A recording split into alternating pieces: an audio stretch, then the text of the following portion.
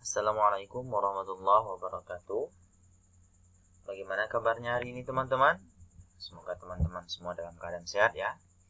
Nah teman-teman, berjumpa lagi dengan Bapak Rahman dalam mata pelajaran Pendidikan Agama Islam untuk kelas 2 SD Fatma Kenanga Islamic Character School. Nah teman-teman, pada minggu lalu kita sudah masuk ke pelajaran yang keempat ya teman-teman, tentang perilaku terpuji.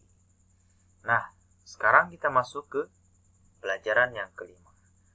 Tetap di topik, yakni perilaku terpuji. Nah, jika minggu lalu kita sudah masuk ke bagian yang pertama, yakni tentang hormat dan patuh, ya.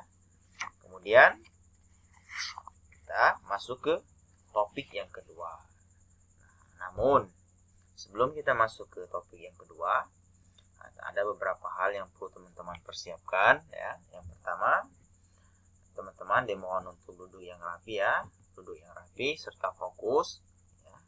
Kemudian teman-teman menyiapkan buku Pendidikan Agama Islam ya, agar teman-teman bisa sambil menyimak video pembelajaran dari Bapak. Kemudian yang ketiga, kita berdoa. Nah, berdoa mari kita lakukan secara bersama-sama ya teman-teman. Berdoa dimulai.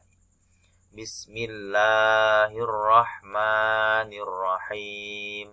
Rabbishrah li sadri wa yassir li amri wahlul 'uqdatam min lisani yafqahu qawli. Shadaqallahul azim. Selanjutnya teman-teman menonton video pembelajaran dari Bapak sampai dengan selesai.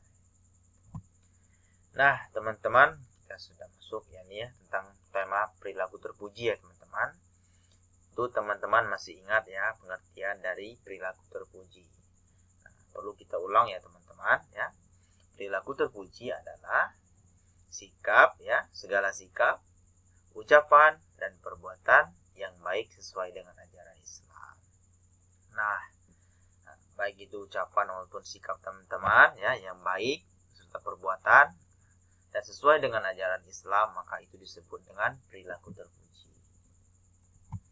Nah, selanjutnya teman-teman, jika minggu lalu ya kita membahas tentang hormat dan patuh ya. Nah, sekarang kita masuk ke pembelajaran yang keduanya ya teman-teman ya, topik yang kedua yakni kerjasama dan tolong menolong. Nah teman-teman ya, silakan teman-teman lihat ya, ada ayat ya teman ya, surat Al-Maidah ayat 2. Nah, ini potongan ayatnya ya teman-teman. Bapak bacakan ya teman-teman. Bismillahirrahmanirrahim. Wa ta'awanu 'alal birri wat taqwa wa la ta'awanu 'alal itsmi wal 'udwan wattaqullah innallaha syadidul iqab.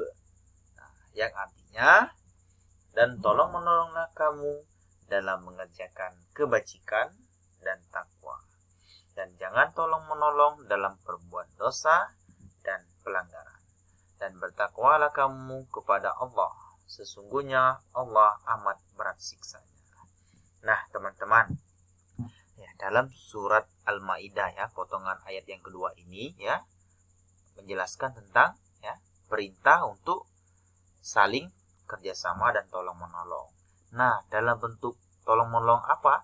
Nah, yakni mengerjakan perbuatan yang baik serta tolong menolong dalam meningkatkan keimanan dan takwa.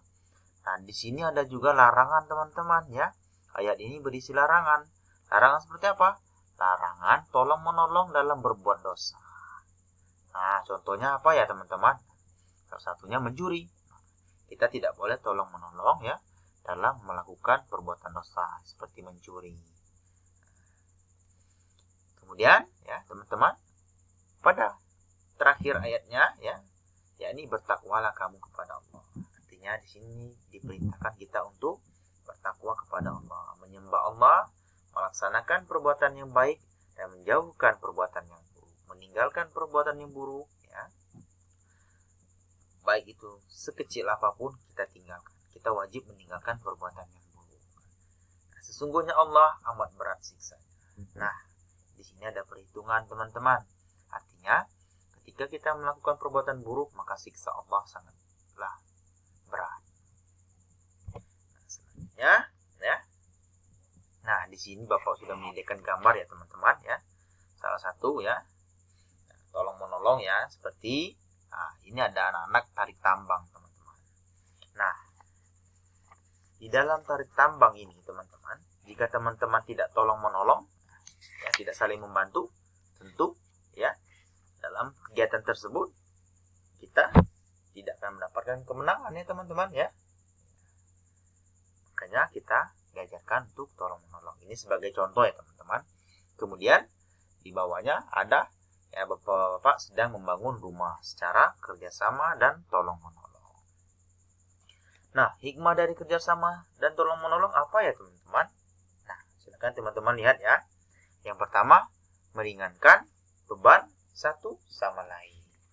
Artinya, ketika kita tolong menolong dan kerjasama teman-teman, ya, kegiatan tersebut ya, apa yang kita lakukan tersebut akan terasa ringan teman-teman, karena kita tidak memikulnya sendiri, melainkan kita mengerjakannya secara bersama-sama, dan pekerjaan tersebut akan cepat selesai. Kemudian yang kedua, dapat mempererat kasih sayang satu sama lain.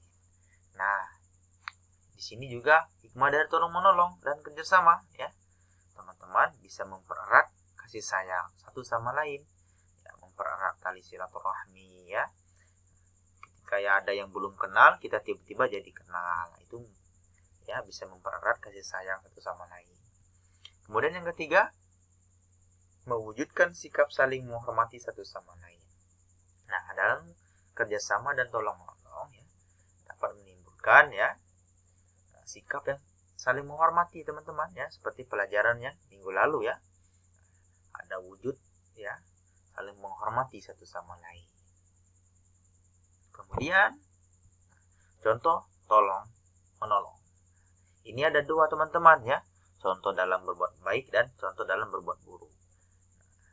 Contoh dalam perbuatan kebaikan, salah satu contohnya tolong menolong, memberi sedekah kepada fakir miskin. Nah, ketika kita memberi sedekah kepada fakir miskin, maka kita dapat meringankan ya beban mereka. Kemudian menyantuni anak yatim. Begitu juga ya teman-teman, ketika teman-teman kerjasama dan tolong menolong ya, menyumbangkan uang jajan atau menabung, kita kasihkan dengan anak yatim, maka kita dapat membantu mereka, meringankan beban mereka.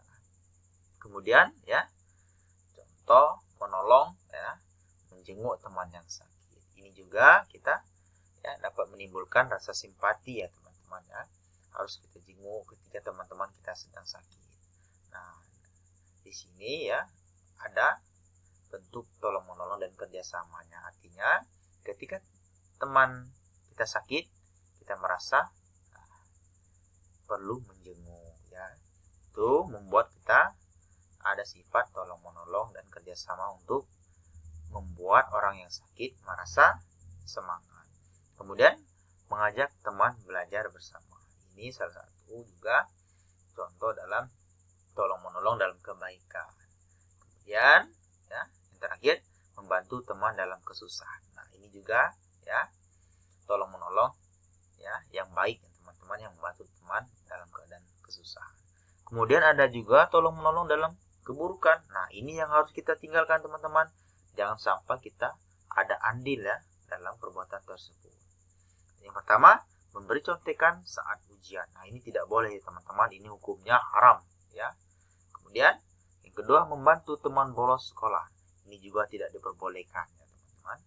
Yang ketiga, membantu teman mencuri mangga, apalagi mencuri.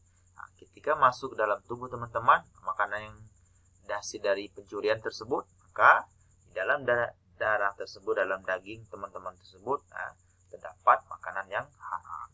Kemudian membantu teman berkelahi.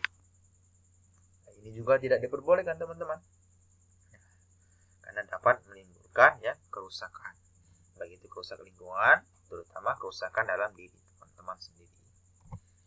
Nah, teman-teman, itu tadi ya penjelasan dari Bapak ya mengenai ya pelajaran yang kelima, tema perilaku terpuji ya, bagian yang kedua yakni tolong menolong, kerjasama dan tolong menolong. Selanjutnya kita masuk ke mekanisme pengumpulan tugas. Nah, jika biasanya kita mengumpulkan tugas melalui GCE ya, kalau sekarang teman-teman silakan mengumpulkan tugas di sekolah. Jangan lupa menuliskan nama lengkap serta kelasnya.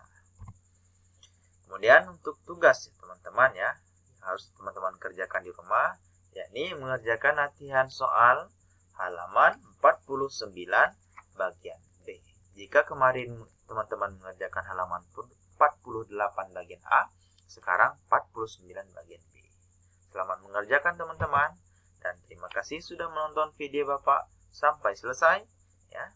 Semangat terus ya teman-teman ya. Semoga COVID cepat berlalu. Bapak akhiri, wassalamualaikum warahmatullahi